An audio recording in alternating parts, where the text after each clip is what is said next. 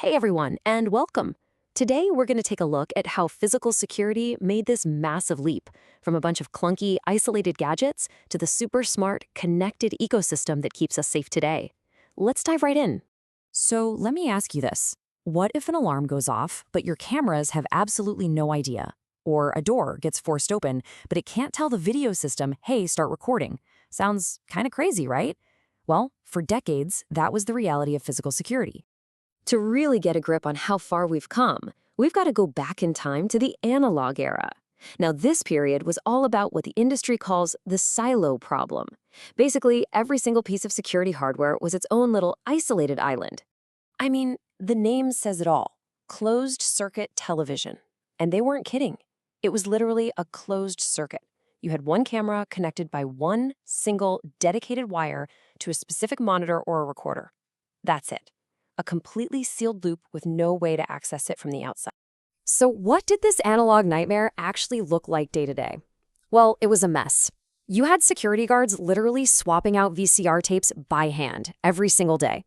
If you had, say, 16 cameras, that meant you had 16 of these thick, bulky cables snaking all the way back to a central room. But the biggest problem? Nothing communicated. If a door alarm went off, a guard would have to look at one system, then physically run over to a totally different set of monitors to try and find the right camera. It was completely disconnected. But then, everything changed. There was this huge technological shift that just flipped the whole model on its head, and it moved physical security out of the world of electricians and squarely into the world of IT. This was the digital network revolution. I love this quote because it just nails the core of the whole revolution. You see, an IP camera wasn't just a simple sensor anymore.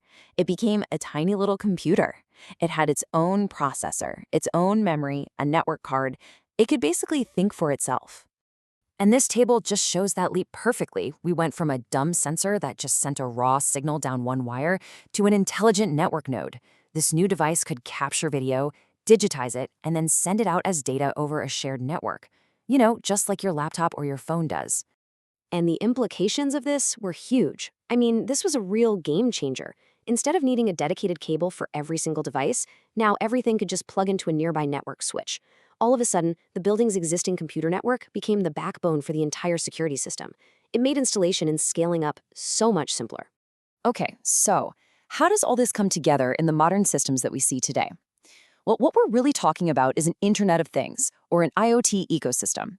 And we can break it down into four key interacting pillars. First up, you have the edge. These are the eyes and ears of the system out in the field. We're talking cameras, card readers, motion detectors, you name it. And they're getting smarter all the time. Many can now analyze data right there on the device itself. It's a trend called edge computing, and it's a big deal because it means faster responses, since the data doesn't have to travel all the way back to a server to be understood. All right, number two is the transport layer. Just think of this as the data highway. It's all the physical infrastructure, the copper and fiber optic cables, the network switches that act like traffic cops, and all the wireless tech that moves data from all those edge devices. So all that data flying around on the highway has to go somewhere, right? Well, that brings us to the core. This is the brain of the whole operation. It's the software and the hardware, and it could be a server sitting in a closet or a huge platform up in the cloud that records, processes, and manages everything. And finally, we get to the interface. This is where we, the people, actually come into play. It's how we use the system. It could be a really complex multi-monitor command center for a security guard, or it could be a simple mobile app for a manager who's on the move, or just a web browser for an administrator. So now that we've seen these two totally different worlds, let's put them head to head. And you're going to see the difference is, well, it's night and day. The scale of improvement here is just massive. I mean, just look at resolution. We went from this blurry image where you could barely make out a shape to crystal clear 4K video being the standard. But for me, the biggest leap is in intelligence and security. Analog systems were dumb and totally insecure. Anybody could literally just tap the wire and see the video feed.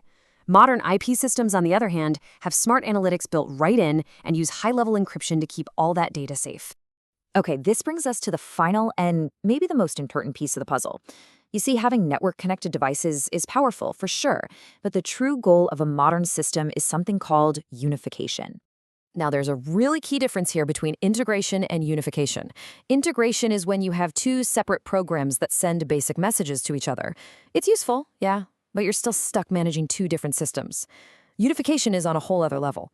That's when the door, the camera, and the alarm all exist naturally inside one single software platform. So here's what unification actually feels like to use. You don't just get a little text alert that a door opened. No, you see the live video feed from that door, and there's an interactive icon of that exact door overlaid right on top of the video. You can lock it, unlock it, check its status, all right there in the same window.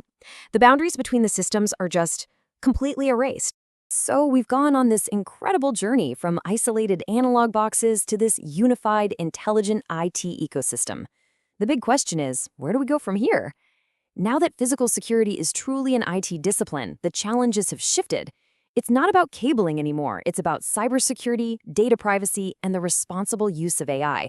And that is the next frontier.